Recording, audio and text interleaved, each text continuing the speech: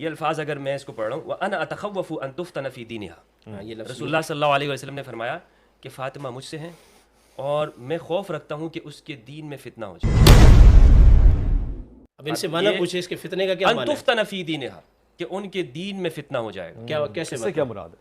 اس سے مراد یہ کیا، یہ علماء حضرات بتائیں اس سے کیا غلط مراد بات ہے مفتی صاحب، آپ حدیث پر کلام کر رہے ہیں، حدیث کا محمل ہی پتہ نہیں اچھا ہے بتائیں آپ کو. مجھے دین میں فتنہ کیا ہوتا ہے؟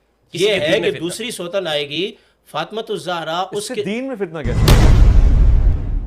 دین بتا رہا ہوں میں آپ کو. جب ایک عورت پر دوسری عورت آتی ہے تو پھر اس کے اندر کہیں نہ کہیں حسد کا شائبہ ہوتا ہے. آپ کے عقیدے کا فتنہ، آپ کے دین کا فتنہ. اگر میرا پیارا عثمان مدینۃ المنورہ میں بے یار و مددگار اس طرح اس کا گلا نہ کاٹا جاتا تو شاید کربلا کا واقعہ بھی نہ رونما آپ ہوتا. وجہ فرما